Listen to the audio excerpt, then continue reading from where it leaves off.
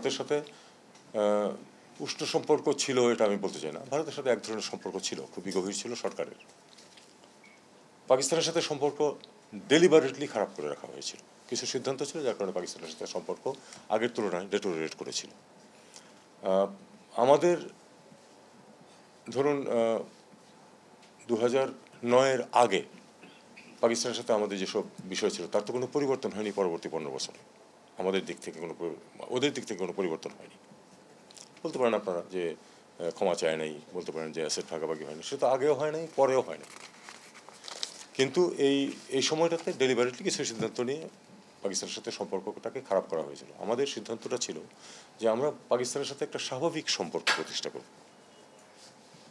অতিরিক্ত কোনো কিছু না, কিন্তু একটা প্রতিবেশী হিসাবে আমাদের স্বাভাবিক সম্পর্ক প্রতিষ্ঠা করব। স্বার্থের প্রশ্ন এখানে তুলেছেন, সেটা হলো যে আমাদের যদি যেসব ইম্পোর্ট এক্সপোর্টের প্রয়োজন হয়, বিশেষ করে ইম্পোর্টের প্রয়োজন, সেটা যদি একটি ছোট হলেও যদি একটা বিকল্প উৎস থাকে, সেটা তো আমার মনে হয় আমাদের স্বার্থেই আসে। আমরা তো পাকিস্তান থেকে তুলে আনতে পারি, পাকিস্তান থেকে এমনকি পেঁয়াজও এসেছে যখন পেঁয়াজের শর্টেজ ছিল। এবার তো পেঁয়াজের শর্টেজ নেই, কিন্তু যখন ছিল তখন আমাদের একাধিক সোর্স থাকলে সবসময় সুবিধা। কাজে সেই সময় আমি মনে করি যে পাকিস্তানের সাথে সম্পর্ক যদি ভালো হয়ে থাকে, ভালো হয়েছে বলে আমি মনে করি।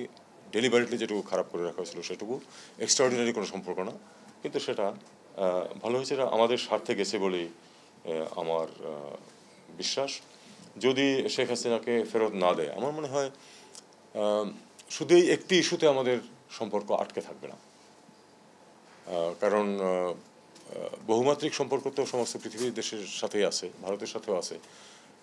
আমাদের তিস্তার পানি বলুন বা বর্ডার ক্লিনিক বন্ধ করা বলুন, এগুলোও তো পাশাপাশি থাকবে শেখ হাসিনা ফেরত দেওয়া না দেওয়ার উপর।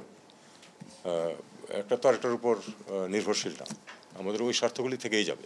কাজে আমরা সেগুলি, আমাদের স্বার্থ উদ্ধারের চেষ্টা অব্যাহত থাকবে আমাদের।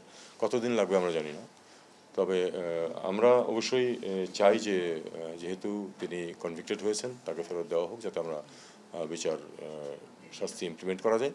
কিন্তু এটার কারণে বাকি সব আটকে থাকবে এটা আমি মনে করি না।